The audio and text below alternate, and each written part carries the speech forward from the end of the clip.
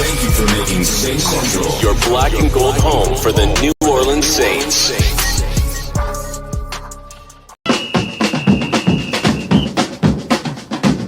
Who that say they gon' beat them Saints? Who that? Who that? Who that say they gon' beat them Saints? Who that? Who that? Who that say they gon' beat them Saints? Who that?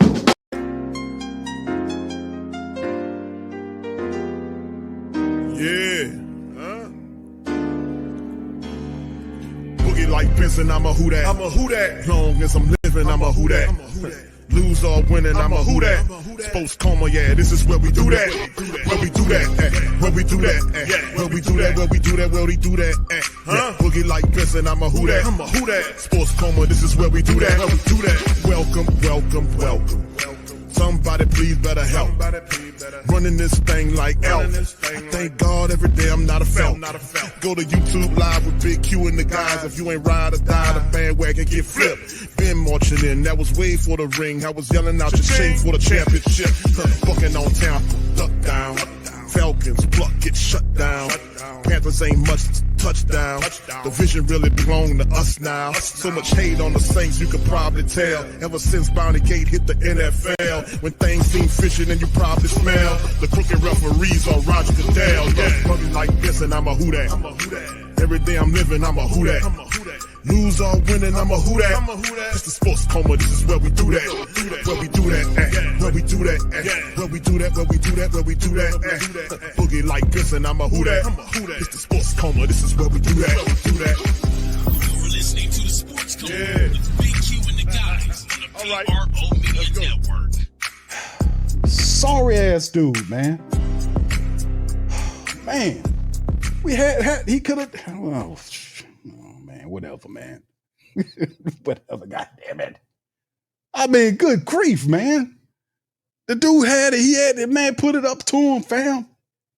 Put it up to his big sorry ass, and he dropped it. Man, this dude, man, these guys, man. Bruh. Handle your business. We had an opportunity to tie the game, and this asshole drops the ball. It's just amazing to me, man. These sorry ass people. This dude dropped. I just can't get over that. The dude dropped. It could have tied the game. He dropped a touchdown pass. Sorry, dog, man. Sorry. Anyway, fam, let's move into the halftime period. I mean, to the shit.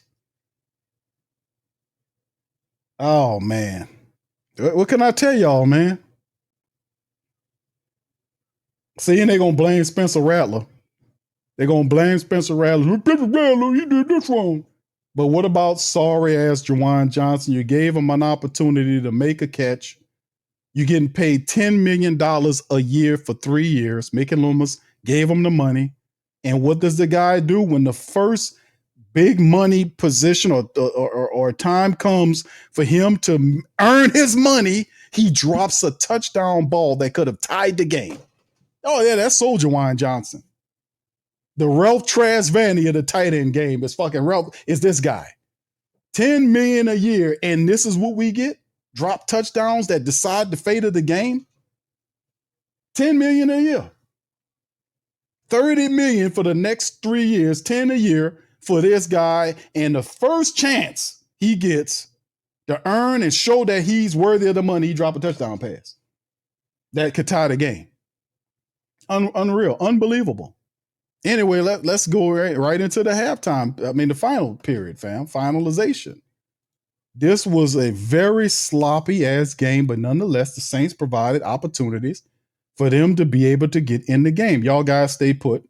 We'll have the post game of the Saints. We'll hear from Kellen Moore. We'll hear from other people as well. We'll have all that here on the channel. Y'all stay put.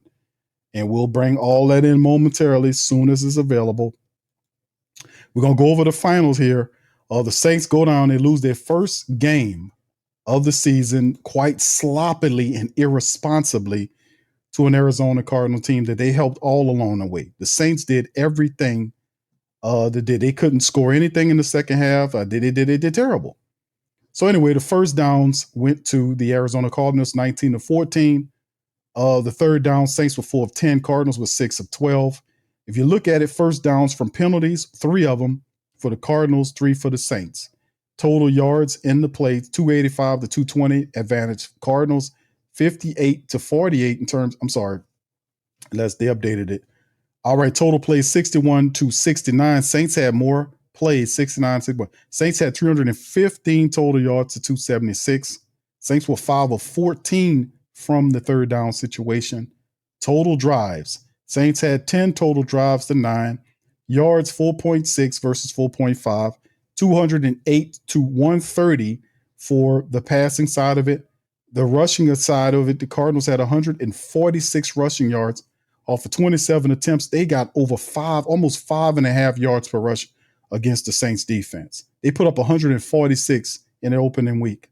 Saints had 107 yards rushing on 22 carries for 5 yards. The Saints at halftime, fam, had 75 rushing yards. They had 75 rushing yards at halftime. At half. And all they were able to put up was 107 for the rest of the game. They had 75 at half. They were averaging what, over 6 yards a rush? Did not lean on a running attack. We had 46 pass attempts. Why? You know why? And the thing is, too, mixing in the run and the pass and all this kind of stuff. Saints got a little pass happy because they got desperate toward the back end. It's unbelievable. But then again, maybe it's not because it's New Orleans. All right, 1 sack on the game for them. Saints sacked their quarterback 5 times. It just didn't show. We look at the red zone. Saints were a ghastly 1 of 4 in the red zone, fam. And look at this ridiculousness. A stupid garbage time stat the Saints had was completely awful. 13 penalties for 89 stinking yards. You want to talk about a team that didn't come to play? But crazy part of it, fam, they almost won the game. I mean, not won, but tied. Well, they would have. Once again, the dysfunction just floors me. Because number one, if the Saints would have hit the 37-yard field goal chip shot by Blake Grupe, that would have made it 20-16. The missed touchdown catch by Juwan Johnson would have put the Saints in the winner category despite the 13 penalties. Saints did this to themselves. The Cardinals didn't do anything to the Saints that the Saints didn't help them do. 13 penalties, 89 yards versus 9 penalties for 54 yards. They controlled the clock 33-46 versus 26-14. The Saints almost won this game, should have won this game. But I'm tired of saying should have, would have with the Saints. Been saying that the last 4 years.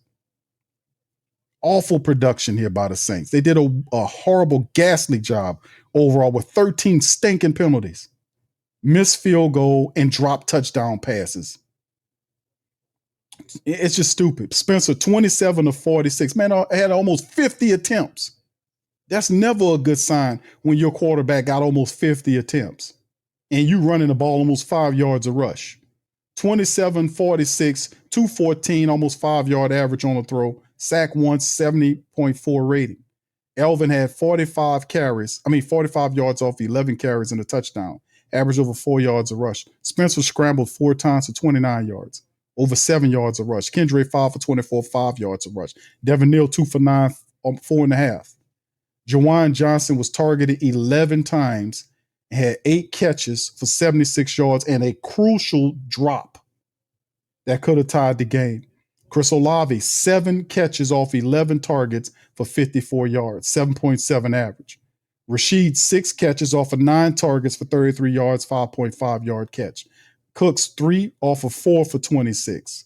Valley, 1 of 2 for 13. Elvin was tossed at twice, 2 for 12 for 2. That seems a bit sad to me that Alvin Kamara didn't have more of an impact in terms of the passing game. He had only 2 catches, 11 scrambles for 45 yards in the score. Why didn't they involve Alvin more in this game? Alvin is what you play behind. Pete Werner led. Him and DeMario had the most tackles, 9 total, a sack there. Carl Granderson had 6. Kool-Aid had 7. He got toasted mightily. Julian Blackman had 7 tackles. Carl Granderson had a sack and a half. Cam Jordan had a sack and a half in the game. Alante had a sack. So Cam started, him and Curl starting it off real good. The return game was solid with Kendra, 3 returns for 88 yards, almost over 29 yards. Return Velas had two of them actually for 40 yards, averaging 20 yards on the carry. Rashid, 2 punt returns for 18, 9-yard average. Blake Group 2 of 3. In the game, Kai Kroger, 4 punts for 202 yards. He averaged over 50. Look at Kai Kroger. 50.5 yards per punt, and he put 2 of the 4 inside of the 20. Man, average over 50 yards a punt. It's a stellar stat, but nonetheless, it's uninteresting to me because we lost. Kyler Murray, 20 of 29 for $163. 2 touchdowns. He was sacked 5 times, still had a rating of 108.8. Trey Benson, 8 carries, 69 yards. Trey Benson had almost 9 yards of rush on the Saints defense. The Terminator, 12 of 39 for 3.3. Kyler scrambled 7 times for 38 for 5.4. They put up a $146 on the Saints. Marvin Harrison, 5 of 6 for 71 yards and a touchdown. He averaged over 14 yards a grab. Trey McBride, 6 for 61, over 10 yards a catch. So we've seen some interesting stuff that happened. But Buda Baker led them with tackles with 10. As we know, he's a stellar player. But in the end, it is all, in my estimation, man, it's just par for the course, man, for what the Saints are and what they do, man. I'm just kind of annoyed by the dysfunction, to be honest with you.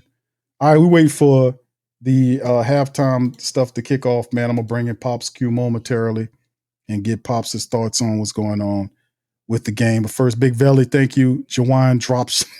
Yes, thank you. I want to say thank you very much. Picking me up, bringing me back to this run. Man, we had this game. M. Dot says Jawan still ain't locked in, Q, just like last year, except now he's paid. Yes, indeed, man. I want to say thank you very much. Picking me up, bringing me back to this run. Man, I'm so sick of Jawan Johnson, man, with his weak ass blocking. And then when you expect him to make a play because he's getting paid to, what does he do? He drops the damn ball on a touchdown grab that could have sealed or tied the game that gave them some light. He dropped it. They had a chance. He's like, Q, what you expected? Well, Jawan Johnson is not this, man. Listen, man. Jawan Johnson, man. It's more than just him. It was the stinking Dylan Radummy and Cesar Saleh Ruiz and all these chumps getting paid to fail. We got to clean it up, man. First game. Got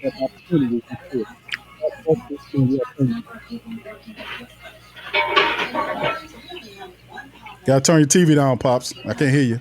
Mo, hang on 1 second. Let me go turn. We're gonna bring Pops back in just a second, man, for him to do it. But yeah, this is ridiculous, man. At the end of the day, we'll put in the Saints momentarily. But this is sad, man. So very sad.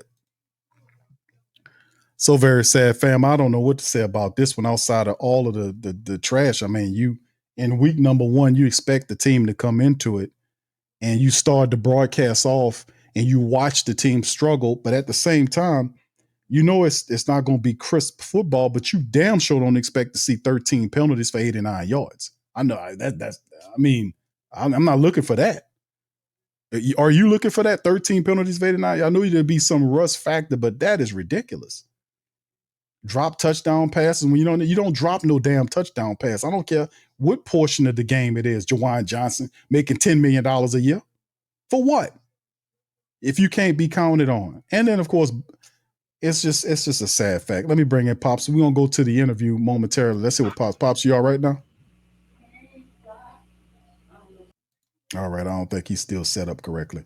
All right, so anyway, fam, shout out to you guys for being in the stream. Levine says nobody ever believed in Jawan Johnson was good, but whoever signed him, Mickey Loomis. Gundam says, Q, easy on Jawan. His priority is his TikTok, Instagram page. Man, that guy's, oh my goodness, man. I'm just so furious with that guy right now, man. You don't drop a touchdown pass, man. Your young quarterback gave you an opportunity to do something. What do? You drop the damn ball. James says groupie is money when there's no pressure, but with pressure, he's shaky, bro. That is a commentary that a lot of folks talk about, man.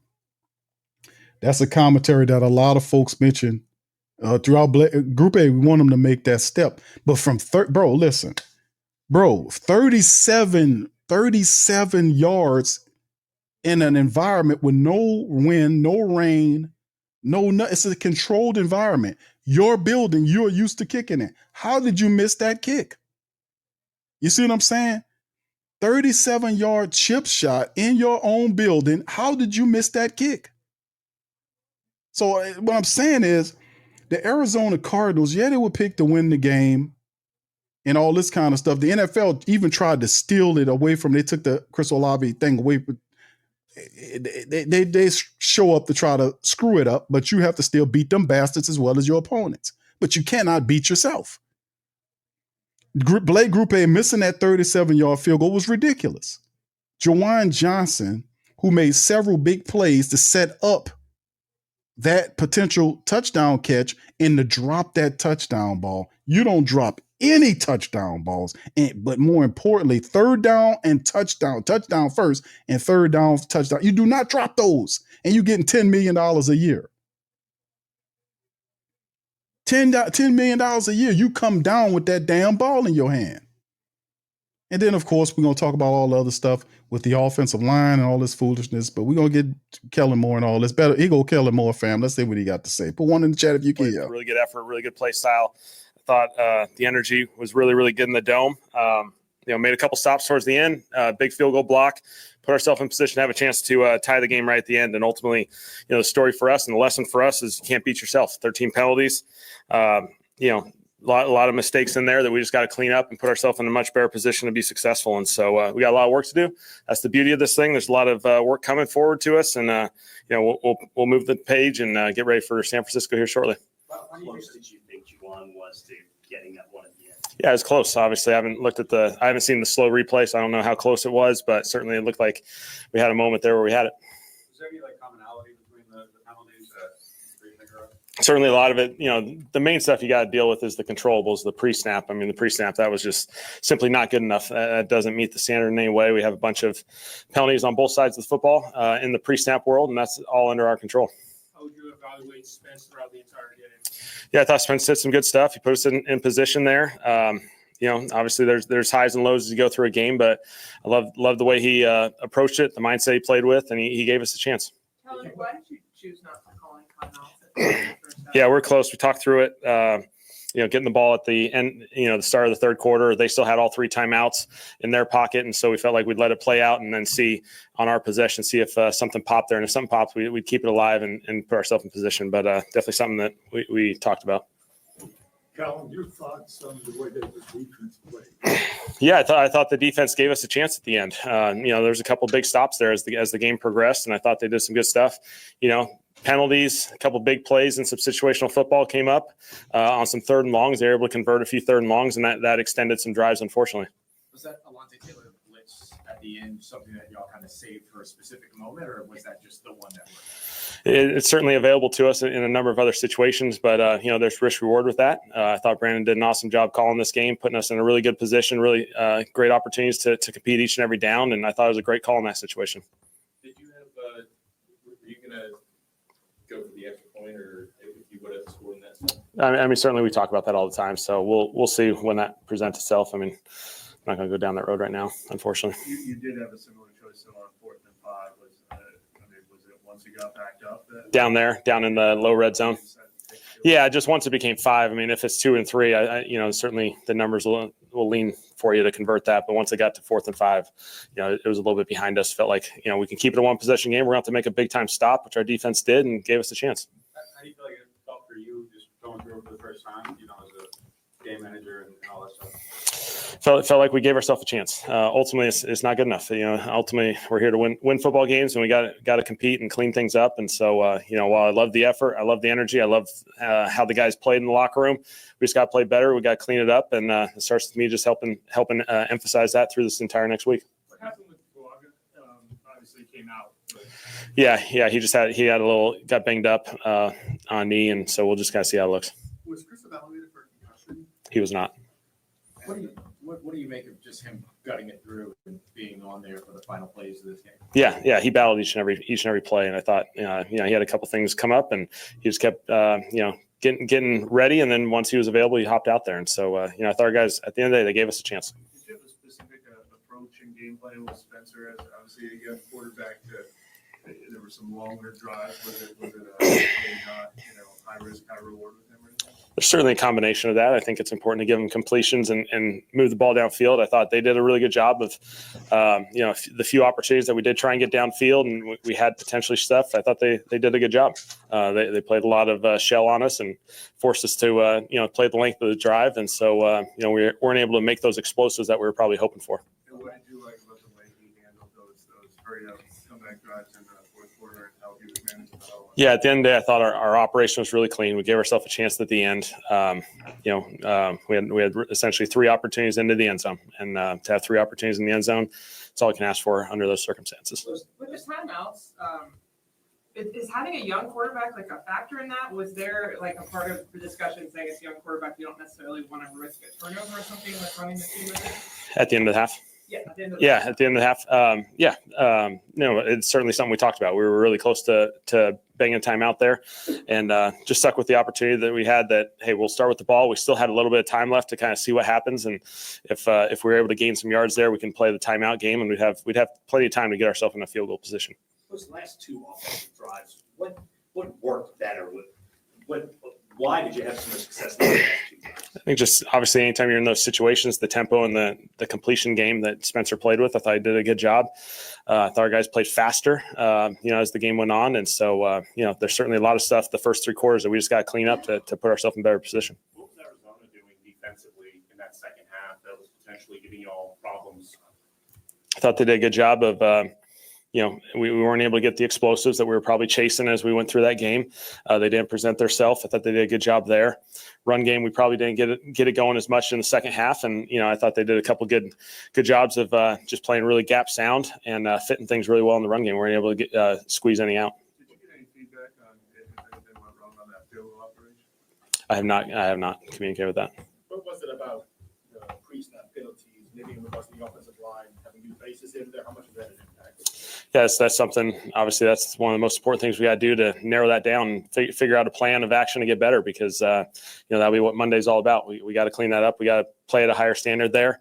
It's not something that's come up the last week, so that's a frustrating thing when it shows up on game day and puts us in some bad positions. And so we got to get better there. You guys had a lot of referees pretty much every day at training camp. Was it surprising to you that Yeah, it's just a discipline thing. And obviously, it starts to me. I just got to make sure our guys, play that standard. We got to play better there. Too many drives, the momentum is created, and then the momentum stopped. But it's just because now we're behind the chains in too many situations around midfield. What do you think about the game that Cam going in today? Yeah, I thought Cam just really steady. I thought he did an excellent job. Obviously, he was able to make some big time plays for us that early in the game and even down the stretch. And I can't say enough good things of he did a great job. I don't know if that's without the benefit of hindsight, but do you feel now because at the end of the game, do you still feel good about your decision for the timeouts at the end of this half, or is that something you want to do? Yeah, I mean, we can play the rewind game a lot. I get that aspect of it. And so, we felt like we had the ball. We still had a chance before half to kind of see how that thing played out. Felt like we were in a good position. It was a 1-score game, and, we had plenty of football ahead. Why didn't you take the timeouts on you ran one play and then just let it go? Just because of where you guys are? Yeah, just if we got a little bit more, we would put ourselves in a better position. In the defense, in the second half, it seemed like things were kind of getting away a little bit, and you were able to kind of pull it back. Yeah, I just thought the defense did a really good job. There were some 3rd and longs and some of those things that showed up early in the game that we just we weren't on top of, and so we missed some opportunities there. Settled in. I thought a number of stops down the stretch. I thought they did a really good job of getting Arizona behind the sticks in a few situations, and they gave us a chance. Is there anything you can pinpoint on the 3rd downs in particular? It just seemed like the first half it was. Yeah, it's probably we'll have to evaluate it, and just the communication. When you're pressuring guys, we're really close on the pressures, and then the back end's got to be tied together and match people up. From what you could tell, what worked on the Alvin Kamara touchdown run? Yeah, I thought it was just a really good job up front. The combination blocks were really good. I thought Alvin had some great patience, and he found the space to the right, and so he did a nice job with his vision, just seeing it and giving us a chance. You guys probably have a little bit more pass heavy in the second half. I know you're playing from behind, and there was clock management, but was it also something like you saw was working with the passing game that you wanted to lean more on? We just weren't efficient enough in the run game, and felt like there were some opportunities on first down to maybe get some completions and not play behind the sticks a little bit more. And so that led into a little bit more passing as we went. All good? All right. Thanks, guys. Appreciate it.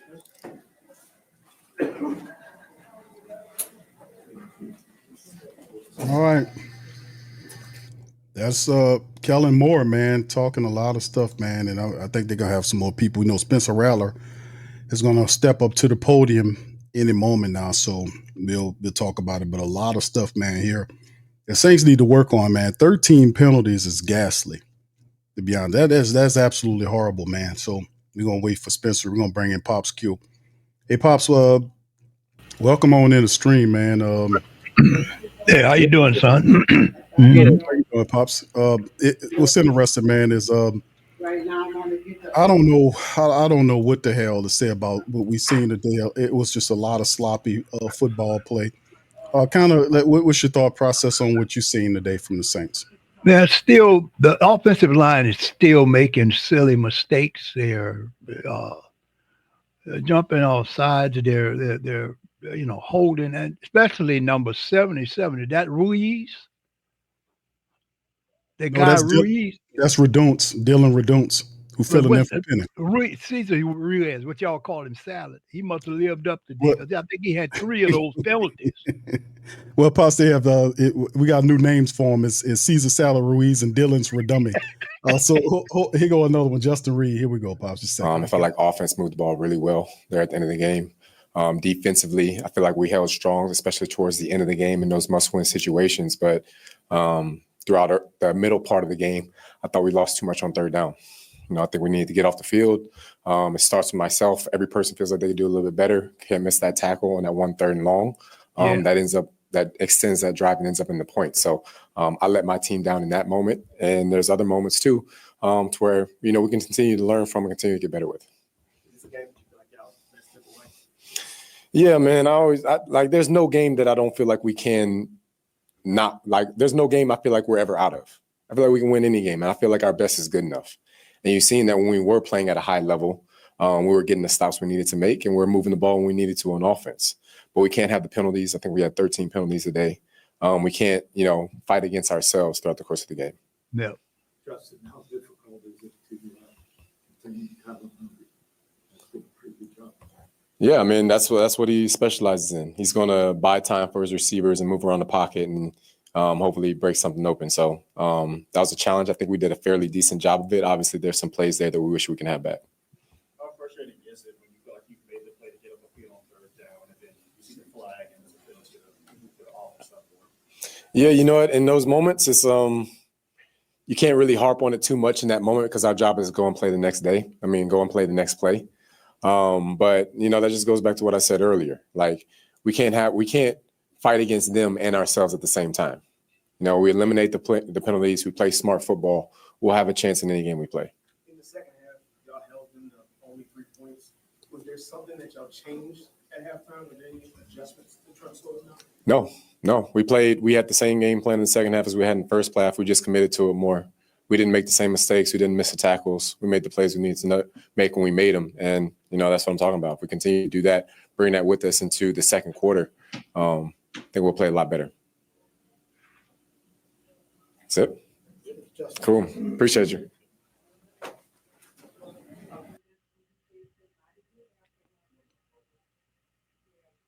Feel free to jump in there, Pops, when you want to, man, because I know we're waiting for Spencer Rattler. Were your thoughts complete? Just now he spoke true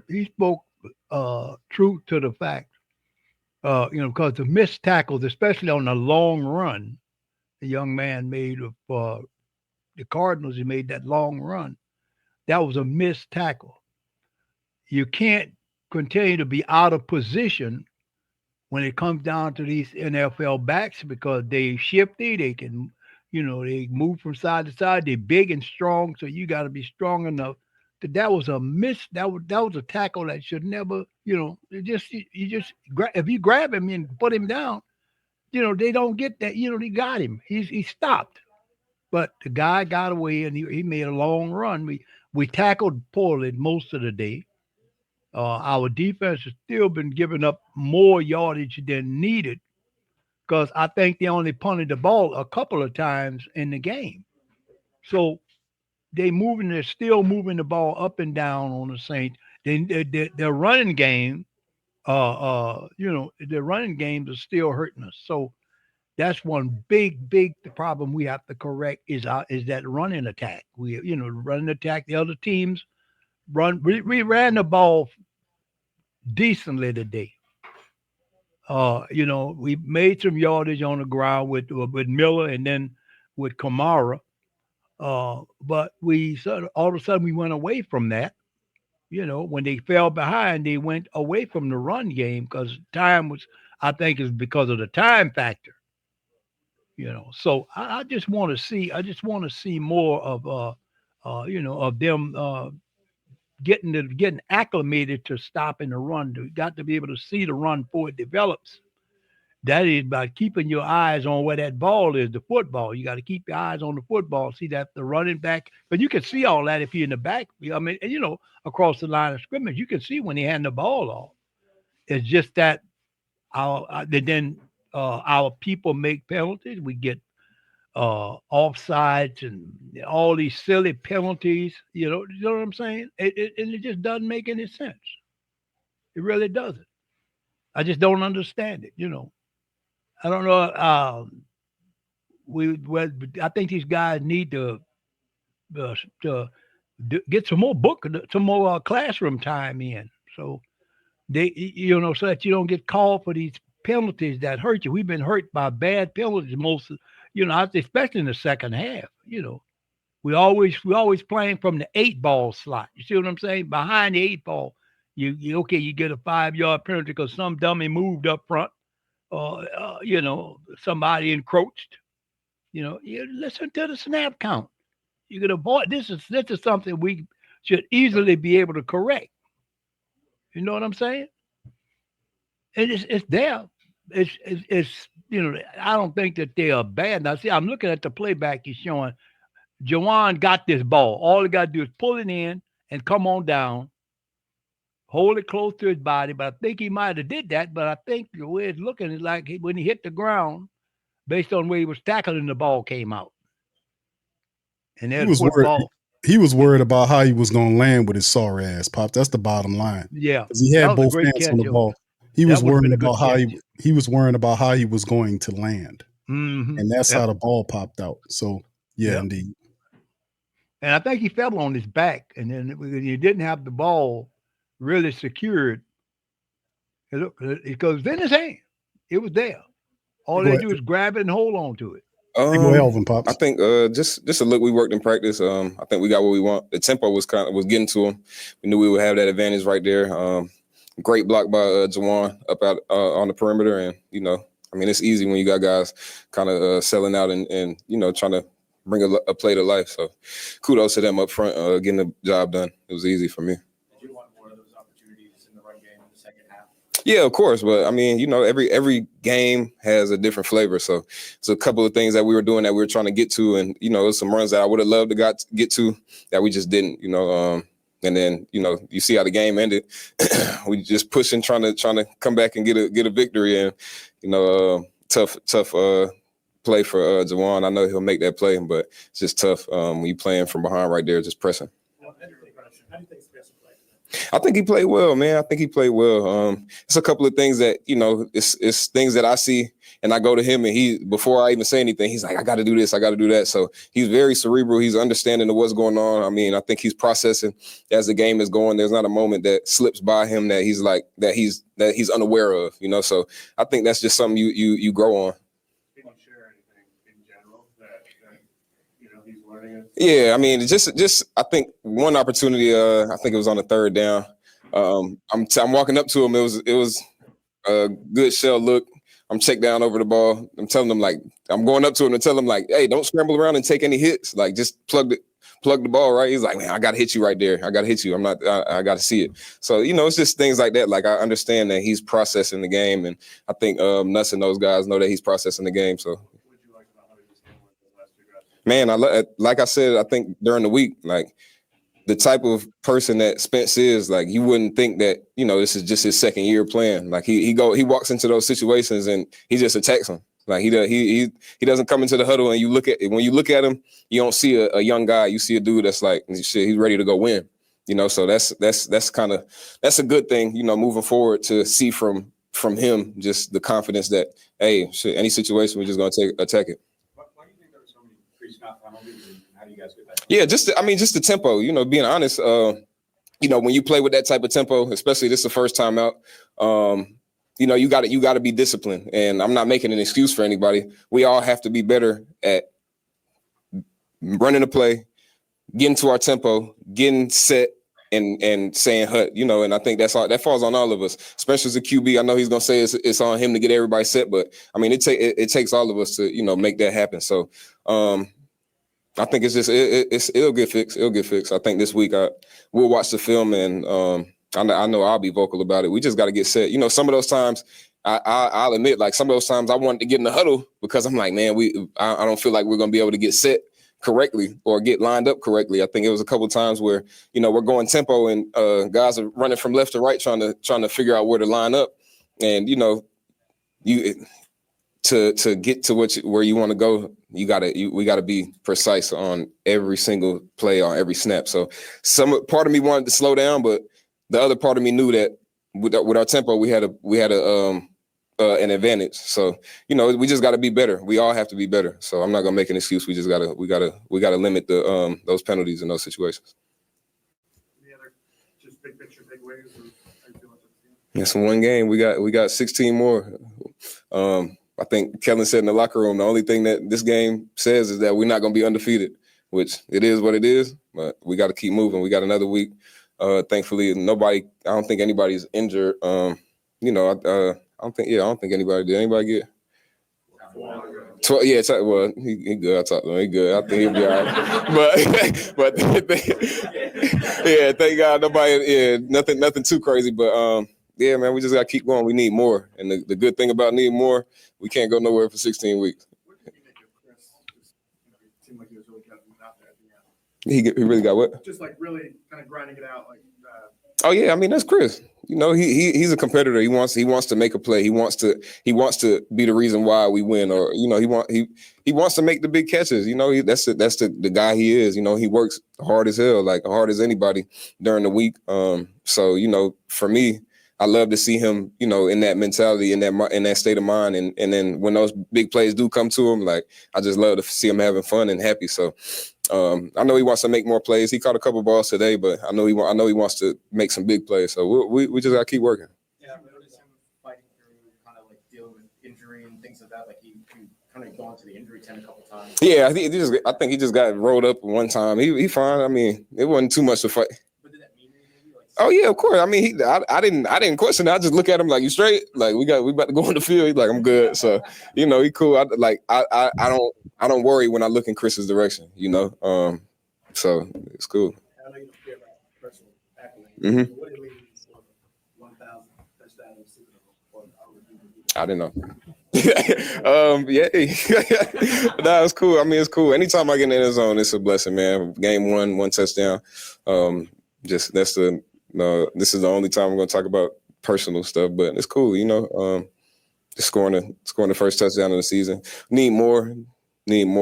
I think all around, all of us need more. I know Jawan want that touchdown, especially in that type of situation right there. It put us in position to go be in the winning column instead of the losing column, right? But he again, that's another guy that when I look at him, I don't worry.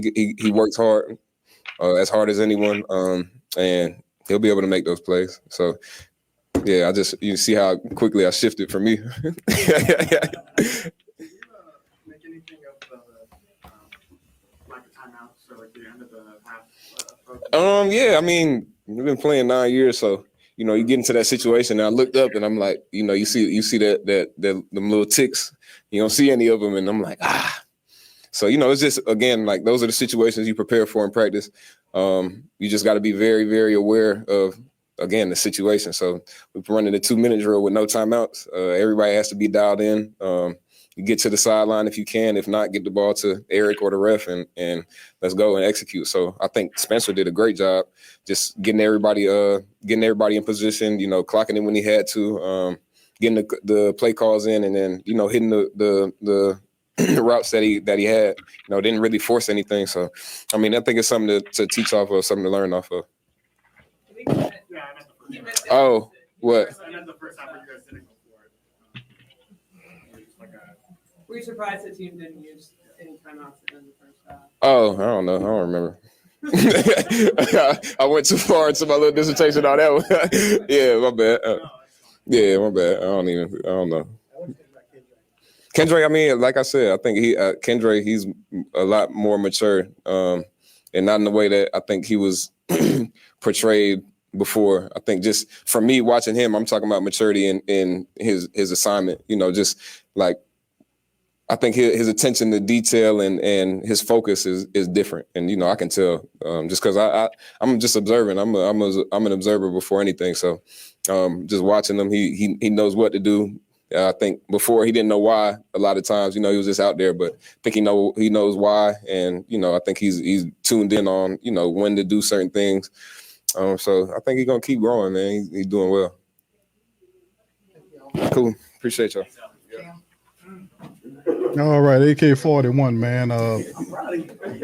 Talking it up and being positive for his teammates, but Alvin Kamara didn't they didn't give him the ball enough and do enough with him. Here go Cam. You already talked to Coach and AK, so I don't know how many more questions I can answer, but let's try this out.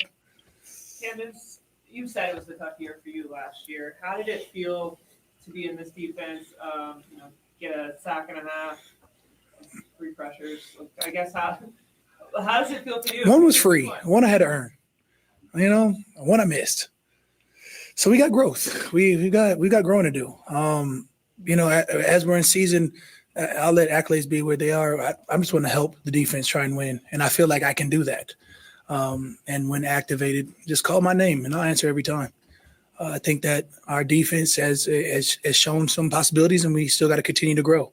We let a long streaky run happen on headed towards the sideline, whatever that was. Yeah. That went for like 40 or 50, and that was in a quarterback scurry. We eliminate those two. I feel much better about the day on the run. And at the end of the day, we showed up big in our 2-minute. Just the way the defense was rallying. DeMario seemed like he was everywhere. Carl seemed like he was everywhere. I think our big middle was up their play as the game went on. I'm excited to be a part of the defense in any facet, let alone I'd love to be a part of it in every facet. Which one do you feel like you missed? The one before the? No, the one where he stepped up, half spinned out, and he was going to half spin out, but he stepped up, threw me off, and you can't get those back. It's all right. I think Grando ended up with 1.5. I saw him chase him down one. I said, okay, there we go. I said, I'm trying to average like 3 or 4 sacks on the D line across the D line a game, and we'll be in a great place in the long run. But at the same time, we tighten up the bolts on the run and do what we need to do. We can help our offense out and get the ball back to them because they started clicking towards the end.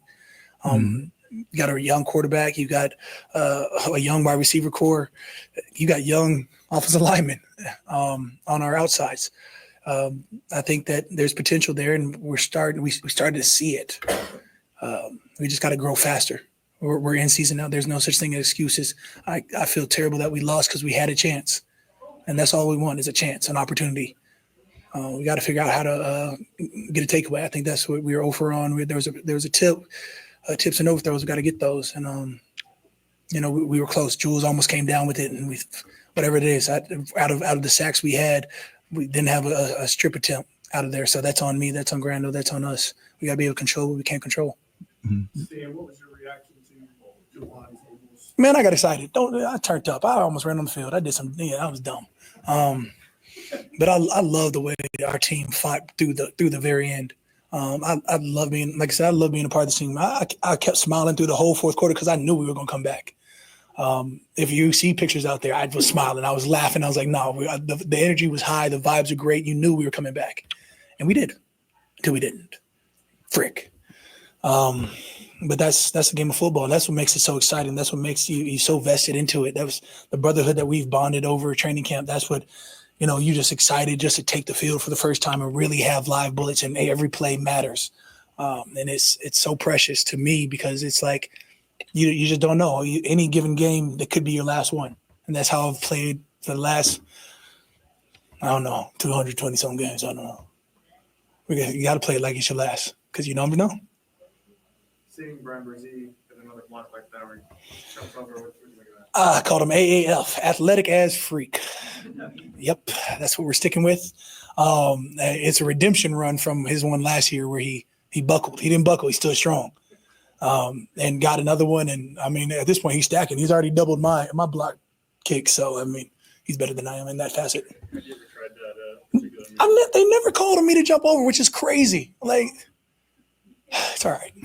Come on. There's always some 6'5" freak that can do it, and Brian's our 6'5"er. If I was 6'5", I assume they call me.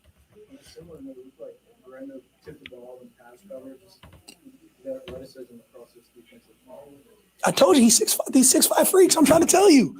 I'm the short one. I'm 6'4". It pissed me off, but no, I love the way Carl Granderson plays. I've been singing his praises for the last 6 years.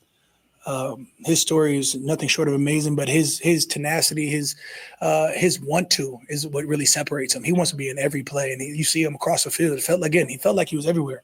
He walked down the long run. I mean, on the backside, took a great angle and showed everything, and then still lined up the next play. We fought our way in. So I love Carl for what he does. I love Brian Brzee. I love our guys that are getting better each and every time they touch the field. Like I said, it's easy to get excited. And at the same time, I'm mad because we had a chance to capture this win. We got to figure out how to win. We've had a few years of, we're there. We're not there until you are. Play, snaps as you did, does that allow you to get Absolutely. I mean, anytime you can have consecutive snaps, you start understanding the flow of the game, how they're going to, the feel of the game. But that's anybody and everybody. When you get substantial snaps, you have the abilities to make substantial plays. I think they go hand in hand. Or maybe that's just for me. I'm clearly biased. Playing the edges out wider in this game, how much does that kind of free you up? We'll see what happens next week. I don't know. It could be a week-to-week thing. We shall see. But, being back on the edge feels good. I think that, when you have guys that can stop the run on the edge, when you guys can convert to the pass, it clearly limits what the offense can do. And when you think about what we want to do going forward, it has to be in imposing our will on offense, which we didn't really live up to in that second quarter, but for the rest of the game we were. Can't get that back, though. Hey, Cam, you moved into the top 20 on the all-time sacks list. What was that? I don't know. We didn't win. We'll talk about it after the season. I could be top 10. I mean, if we don't get a win, I'm not closer to my goal. I want the Saints to win. It feels good, thanks, but that doesn't help us win.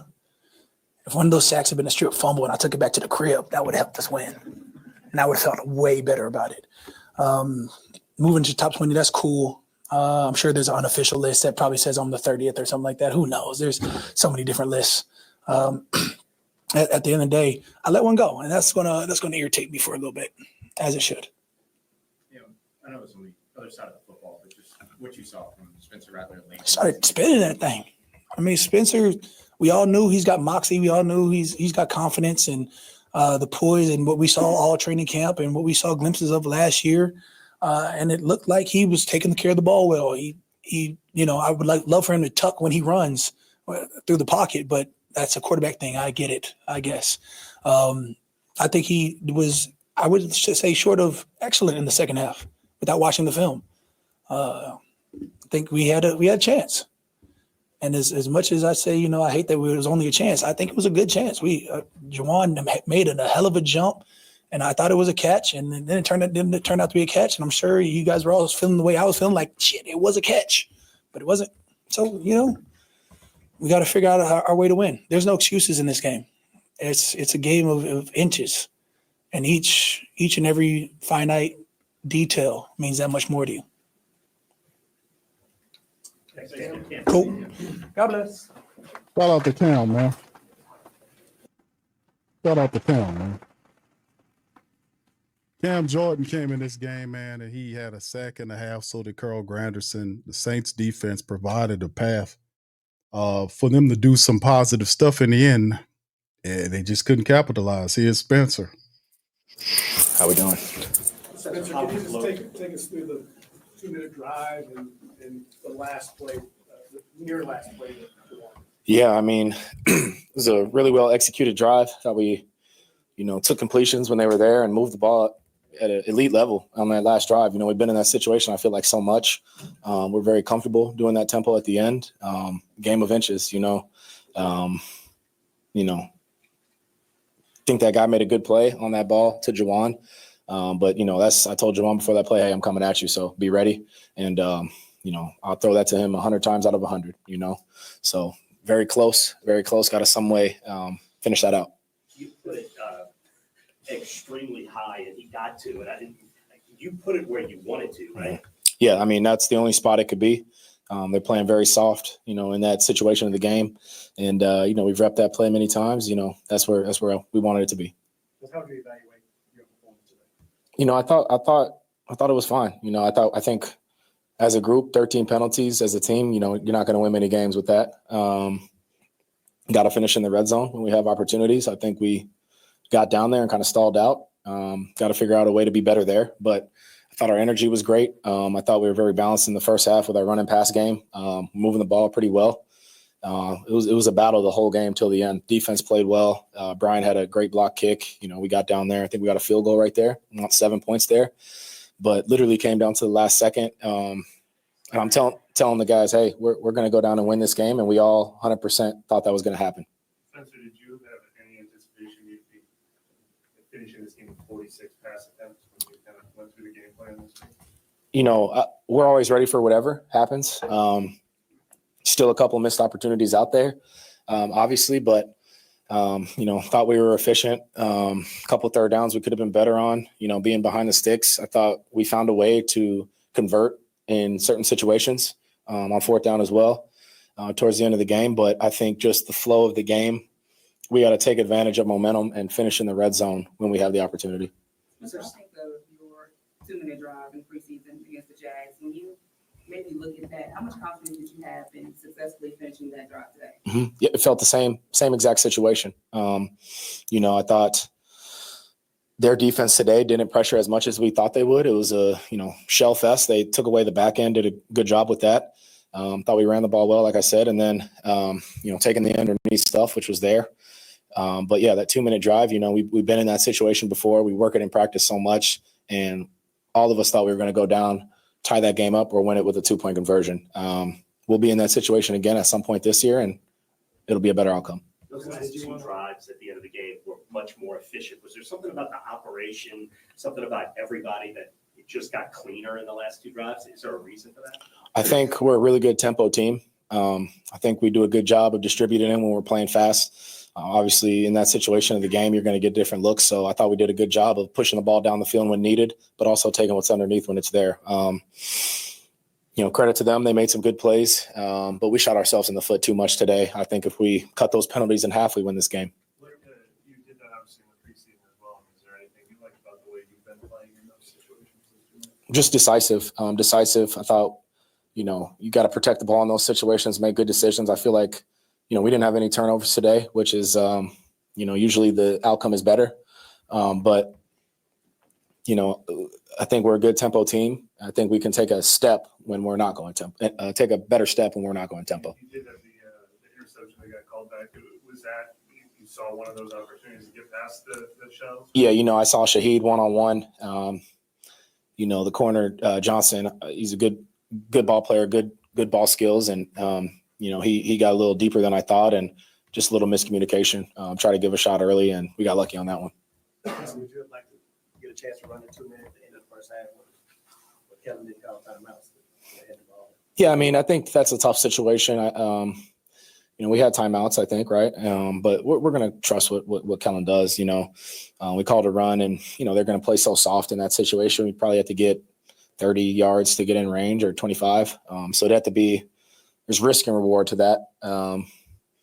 we trust in what Kellen's going to do. And, we had the ball coming out, so we want to go out and score. Obviously didn't, got to be better there, but trust in what coach is calling. What's the process for you guys this week in cleaning up the pre-snap stuff? Yeah, I mean, it's all details in practice and walkthroughs, whatever we're doing, use a lot of different cadence today. We got to be settled in, got to be better communication myself. We got to be detailed as a group better on both sides of the ball. So I think that's detailed throughout the week. Locker room talk. Hey, we got to lock in on this situation. Let's not, flinch. Let's not have a motion. Refs were very tight knit on that stuff today, and we knew that coming in. Thought we could have got some more calls. I mean, I think that ball to Shaheed in the end zone was pass interference. Had an opportunity for a touchdown there, and obviously didn't get the call. But hey, next play mentality. Got to finish. Got to be better in the red zone. Is that frustrating when, as Kellen Moore mentioned, he was saying that there wasn't that issue during the preseason in terms of the pre-snap penalties, and was Temple maybe a cause of that? Maybe there were times maybe you guys could have slowed down and got set. We want to be clean at all times of the game. Guys are going to be tired. The defense is tired. We're tired going fast, but we got to be focused when we're tired. And I think just repping that throughout the week, being detailed in the game, communicating at a high level, we could be better there. Anything that sticks out on the first and goal from the three in particular, like any opportunities in that drive?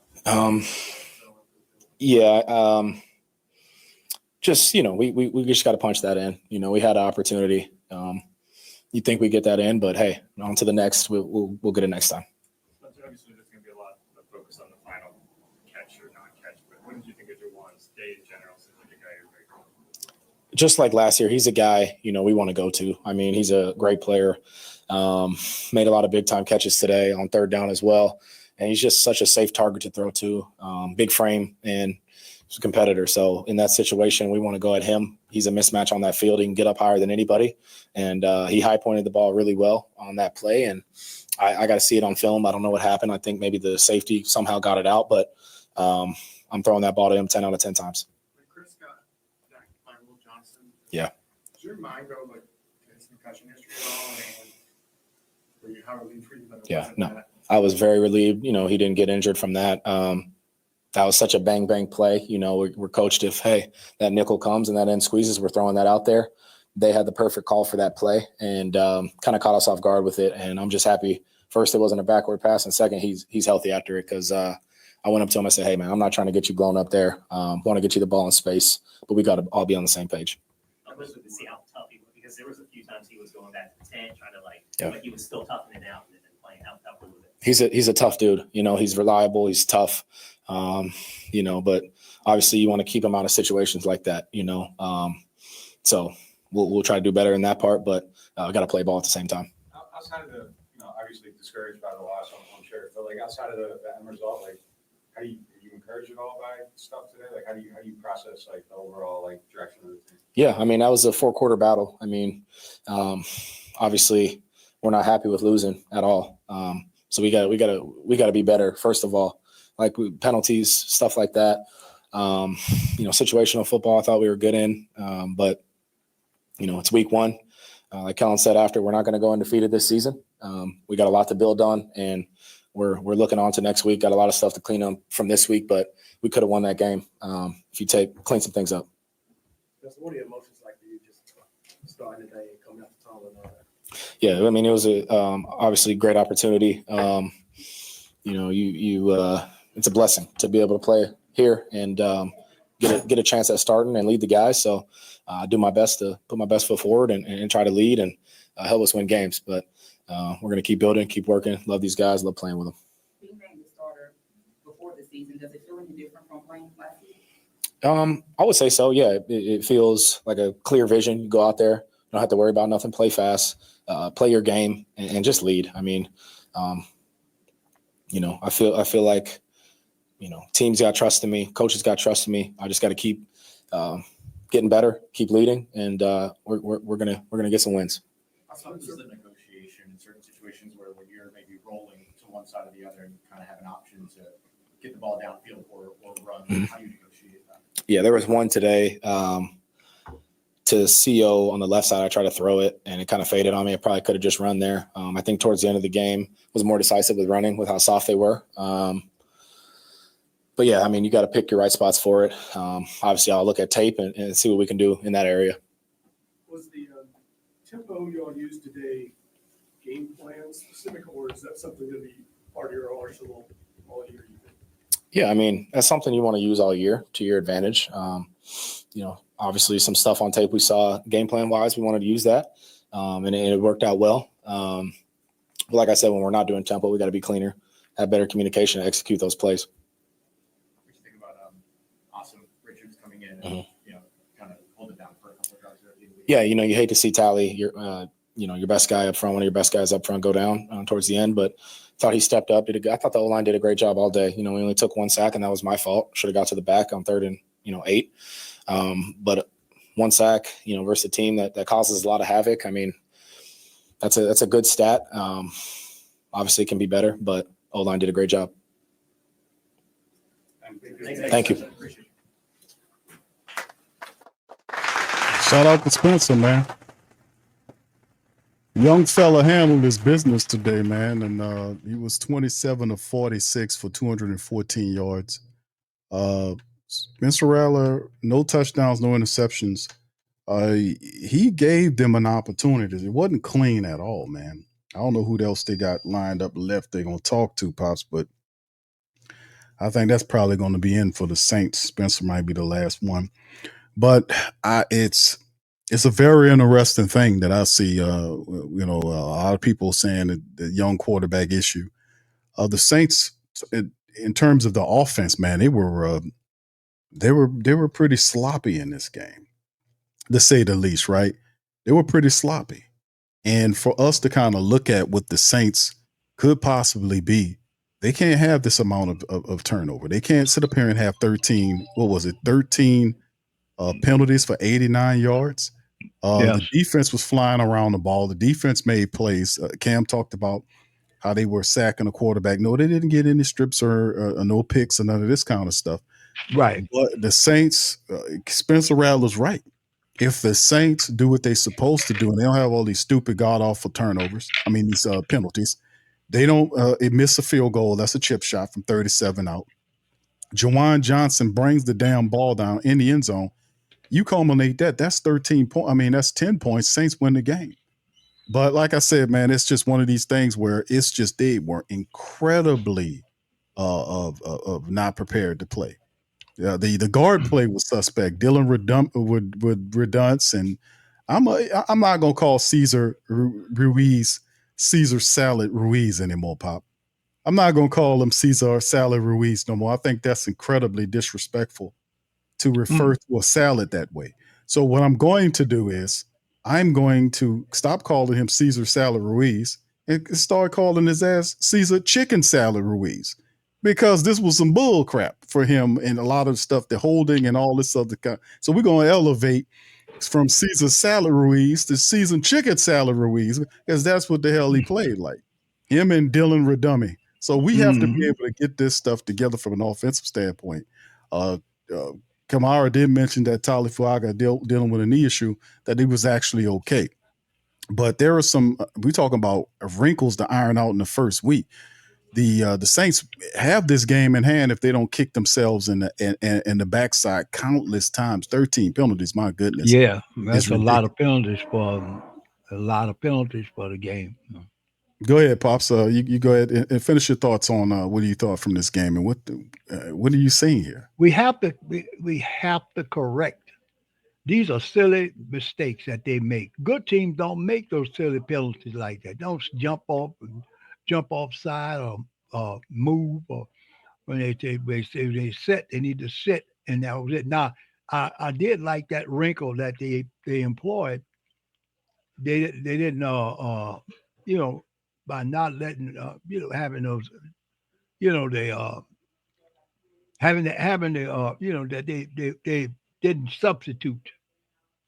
They didn't switch people, allow the other team to switch people in and out.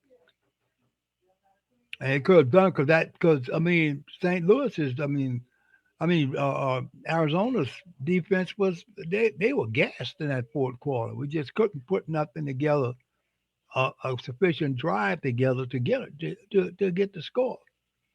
And then had that man not dropped the touchdown pass, who knows where it would have went? It'd have been overtime, and who knows where we would have went from there. But it just they the player they just make too many penalties. I just don't understand that. They offsides and all this kind of stuff. These penalties, these foolish penalties. That's not the way you play football. You're gonna see. I mean, we basically gave the game to the Cardinals. We gave it to them. Come on, man. You got to learn to control. You know what the snap count is. Sit there until the snap count, and then make your move. Don't sit there and I forgot in my head what the snap count. Then you all of a sudden you make a false start. We got to clean. That should have been cleaned up before today. Guys jumping offside. That should have been cleaned up. We shouldn't have. We shouldn't have that. Them waiting. But like I said, Ruiz himself. That man's. He's starting to begin. He probably could be a liability to this offensive line. We do not. If we didn't have all the penalties, we had a shot at this game. We had a shot. If we didn't commit all the penalties. Yeah, Pops, it was ridiculous, man. It's a poll question up to the family members. Please rate the Saints offense performance in week 1. 4 options, A, B, C, D, or lower. 69% of the family members gave the Saints offense a 68%, which is a C. So that's out of the 100, about 80 plus people that voted on the poll. Y'all get y'all vote in. What's your thoughts on it today from the Saints? Rank the Saints offense performance in week number 1. It's just fascinating and crazy. Pops, and one of the family members mentioned it in the chat. I just seen it. I was thinking about it. Like, we talk about the penalties, but it's the type of penalties. Right. I use the type of penalties. The illegal formation shifts. Come on. They had several of those illegal formation shifts. That's stuff that you're supposed to have fixed in practice. You don't supposed to be coming out here having that many illegal formation shifts. And one of the family said they had one at the field goal. When they kicked the field goal, it forced him to re-kick the field goal again. He hit it. But all of these crazy pre-snap, the illegal formations and all this nonsense. Cesar Ruiz was with the holding penalties. Guys just oh my goodness. Crazy work about it is, despite all that foolishness, in my estimation, Alvin Kamara should have been leaned on a lot more than what he was in this game, because he was actually doing a pretty good job when he did get the ball. The Saints only threw the ball to him, Pops, twice in this game. Through the whole game. 2 receptions. That is so un-Alvin Kamara-like. If Alvin Kamara needs to be the featured guy in the offense and not just treat him like he's just one of the guys in a running back room like the Saints had. I can applaud them for trying to get other running backs involved. They had Kendre Miller, who was his complement. They put in Devin Neal to give him a spare. But at the same time, if Alvin Kamara could be used in offense, you could still rotate your backs, but still you could put Alvin Kamara in as a wide receiver.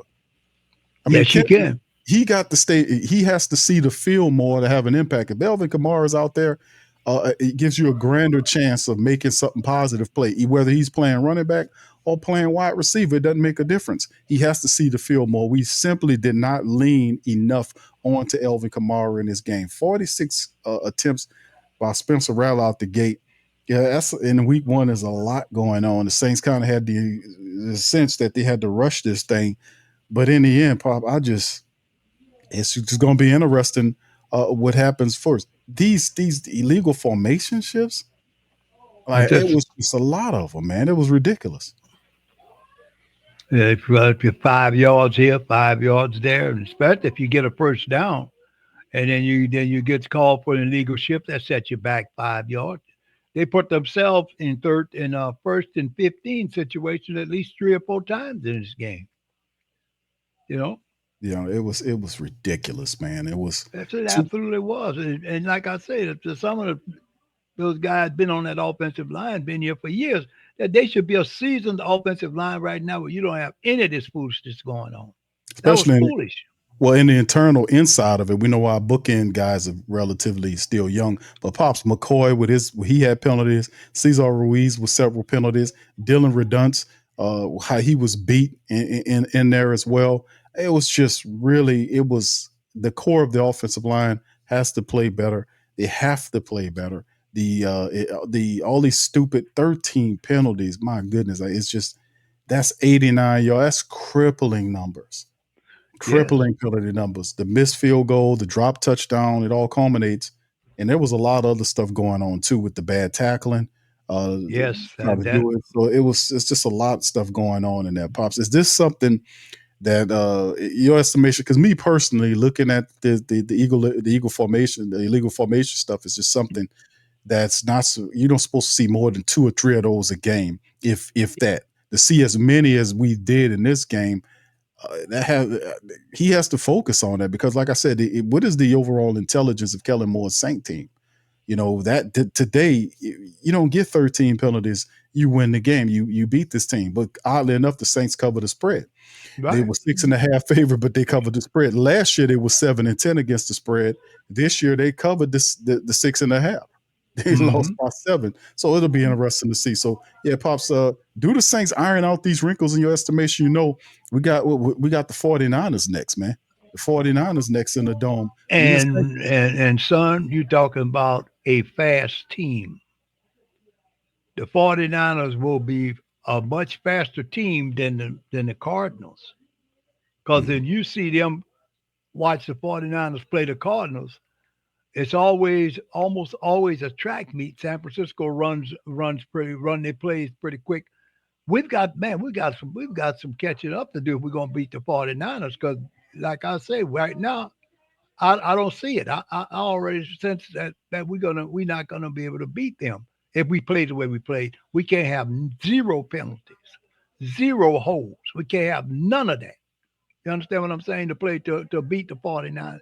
You have to use Kamara more. That's what you got him there for. The man could catch the ball out the backfield. He can play the wide receiver slot. He can do a lot of things to help your offense.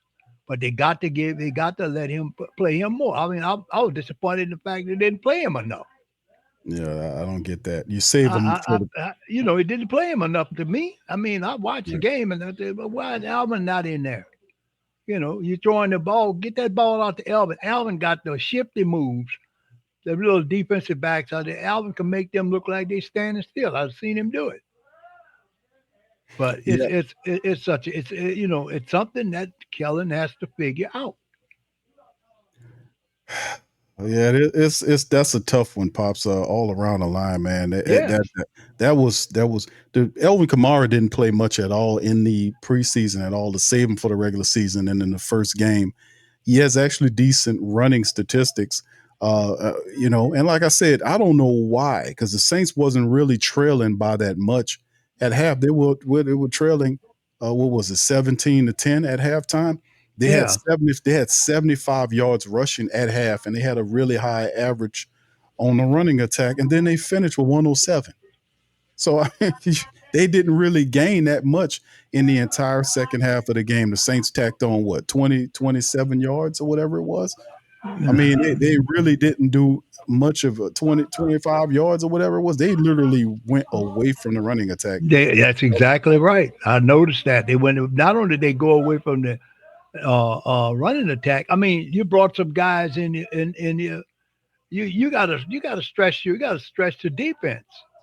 You gotta go for those long plays, those long balls. You see a guy streaking down, you gotta have a quarterback that has the arm strength to get him the ball. Because you gotta get those guys off your playmakers.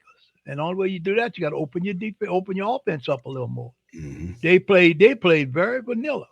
Like to me, for most of the game, they did. Like I said, I noticed that they didn't play Alvin as much as they should have played him, because Alvin could have made a difference in this game. They ran Kendra Miller a lot, and he didn't do too bad. But then they got away from the run game altogether. Yeah, they literally abandoned it many stretches because Elvin finished with 11 carries for 45 yards, Pops, a pretty decent per run total. He also had a rushing touchdown to help the Saints. Anytime you get Alvin Kamara involved in the offense, and hopefully Kellen Moore understands that he's not just another running back. Alvin Kamara needs to be involved as much as possible. He's well conditioned. Use him as a running game. You can still use Kendra and Devin Neal if you like those guys, even if you got to put Alvin at a wide receiver position.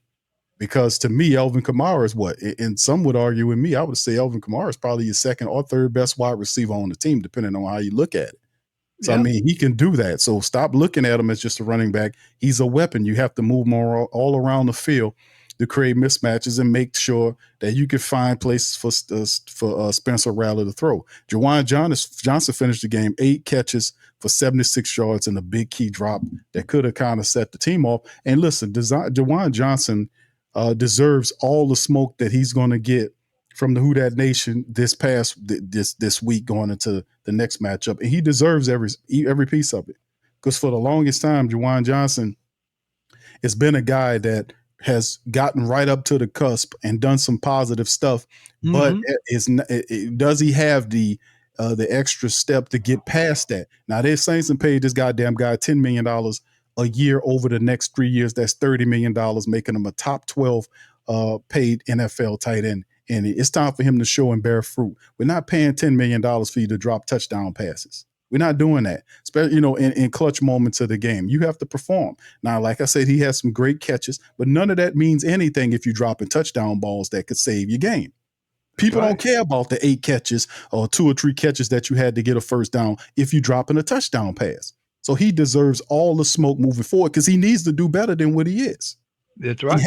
He has to step the hell up. So hopefully this could put some fire under his ass coming into the next matchup, because he is the safety blanket for Spencer Rattler.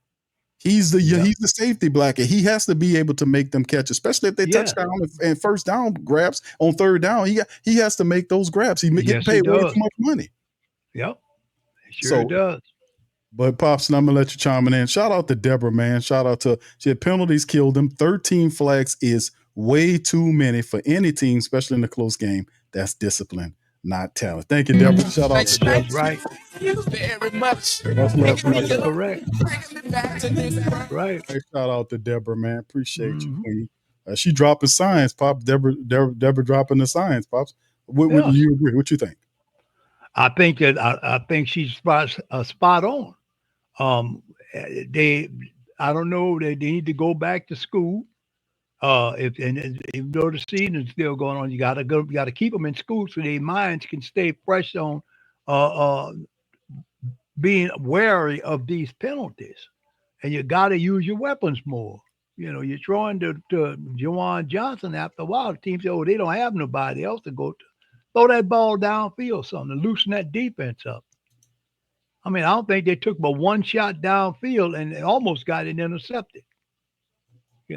So Rattler's got to be able to understand that he has to be able to see what's for him there and go if he has an opportunity to go over the top. Maybe his arm strength is not good enough. I don't know what it is. Even though we talked about the last quarterback was here, he did have arm strength to throw the football out there, but he just couldn't hit nobody. So, I mean, you have to spread your defense. You have to spread your defense. See that? Yep, I see what you say, buddy. Right. He did run, and I'll tell you what, I like the young quarterback's scrambling ability. He didn't set back there. They didn't sack him too. He didn't sack him at all, did they? I don't remember seeing him sacking. Yeah, I think they got him one time. They got him one. It might have been one time. I think it's one time they got him. Yep, but I tell you what, he scrambled around. He made big, long. He didn't just run to the first down and went. He ran for as far as he can, and then he took the slide. Now that's a good mentality I like about him. But they got to give him make some plays more conducive for him to work in, so he can get experience on this belt. Because we're gonna rock with him. We're gonna have to make it kind of help make it easy for him. But holding the penalties, these foolish penalties, and all this kind of craziness that they're doing, and illegal shifting, all this kind of stuff. Those are things you're beating yourself, and that's what they did. They beat themselves today. The Cardinals didn't show me that much as a team. It was a team that they should have beaten. They should have gotten the Saints. Saints should have won this game. They should have won it. Yeah, I agree, Pops. I think the crazy part about it is it's just we had a lot of bad things that happened, but it could have been overlooked to a degree if this catch right here is made. Look, he got both hands on it. Look, both hands on the ball. That's what I'm saying. Look at that. He got all I do is pull the ball down, hold it tightly in his hand. He got it tucked to his body. All he got to do is, and then when he came down on somebody. All they had to do was just hold the ball and hit the ground. You got to when he hit the ground, the guy fell on him and the ball fell out. Or he dropped it on the way I don't down. think anybody landed on him. From what I seen with him, it didn't look like anybody landed on him. It just looked like his ass was worried about how he was going to come down on the ground. There was nobody on him because he makes the catch. He gathers. He got both hands on the ball. I see that. Look, right there. He got the ball right there. It moves and he re-catches it again. Yep. Then he pulls it to his body. The guy, look at the guy, just misses up under him, misses him. He's coming down. There's nothing underneath him. He lands on the ground and the ball comes out. He just didn't bring. He had both hands on it. He was supposed to wrap it and cradle that ball, and he worried about how he gonna hit the goddamn ground. And that's how that ball came out. So I mean, that's what I'm saying, man. That's not what you're supposed to do. If you make $10 million a year, Kittles catches that damn ball, Kelsey catches that ball, the guy from Detroit catches that ball, even the Minnesota tight end catches that ball. Jawan Johnson has to catch that ball. I don't care if you fall on there and bust your ass. You catch that football and tie that game up and give your team an opportunity to play and at least tie the damn game up. I mean, you make it too much money for that. That's all on him. He had both hands on that damn ball. No reason for him to drop it. No reason. And see Spencer Rattler. Look, Spencer gave him drew a perfect pass, put it up to him. Juwan is 6'3". And he look at that football spinning. He put it up. Good catch. Easy. Look at that. Put both hands on it. Catch it right there. He got two hands and sticky gloves. Fall back in the end zone, touchdown. The goddamn guy got sticky gloves. Look, he lost it and then recradles it again right there. Yeah. Brings it down. This guy under him misses him and goes right up past him. And look, he has the ball there, and somewhere along the line here, he lost control of it here. There's nobody around him. This guy's to the right of them. This guy's in front of him, no impact. This guy, Buda Baker, is past him. He comes down. Nobody's around him by himself, and the ball comes right on out. Look at that. There it is right there.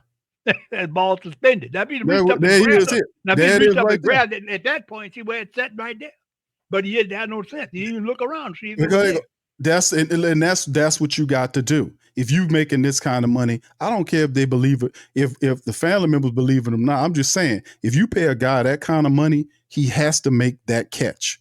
Yep. The guy, it wasn't a difficult catch because he had both hands on it. He recaught it, and all he had to do was secure it to the ground. He was worrying about how he was going to fall. That's what happened. But you don't worry about that. You make sure you hold that ball, cradle it, and hit that ground with that ball intact. With that ball in your hand, yeah. It wasn't a heavy fall. You know, it wasn't like he made a heavy fall. He fell on his back, but he still had the ball in his hand. And when he hit when the ball hit, he just, I won't see the pressure in the Who Dat Nation. This is gonna sting like a son of a gun this entire time. Yes, you're right. You're right, brother. Jimmy Graham catches that. You absolutely right. Even Josh Hill catches that. Foster Monroe catches that. Taysom Hill catches that. But Juwan making $10 million a year can't catch this football. It wasn't incredibly. Spencer put that ball where only that guy could get it, and he can't bring that shit down with sticky gloves. And he wearing sticky gloves. And even he on the ground right there, and the ball right next to him. Look at that football suspended right there. I said, "Oh, there's the ball. I got it." Pops, nobody was on that dude, man. The guy ball hit the ground. Thompson didn't roll back to him. Thompson didn't roll back to him until after the ball, after he made contact with the ground. Jawan Johnson makes contact with the ground right there, and then 34 lands on top of him. But the ball is out. I don't understand how he dropped that ball. Mr. William Francis, he made a good comment here about that no catch call. Slowed the momentum, but you got to recover from that. So they said it was incomplete. But they did recover. Pops, remember the Chris Olave no catch call that y'all seen that the NFL called that dumb referee on his headset, and he was standing up there confused, walking around, stopping the game, and says, we looking at the contested catch. Then he said it again, and I said, fam, look at this dude. The league office is telling him in his ear what to do. Yeah, because what the league was trying to do was make sure the Saints cover the spread. That's what they were trying. The spread is 6.5. The Saints lose by 7. That's not a coincidence. They was trying to make sure that stifles the Saints so they won't make the spread. So they'll cover the spread. But the reality is the next play, because Spencer Rattler came back with the next play and got past that. Then the Saints get in the end zone, and this idiot drops the ball. Yeah. So, I mean, they made a lot of mistakes, but this here, you cannot be having this. To me, is the greatest atrocity of all these plays in this crap of a game that we've seen.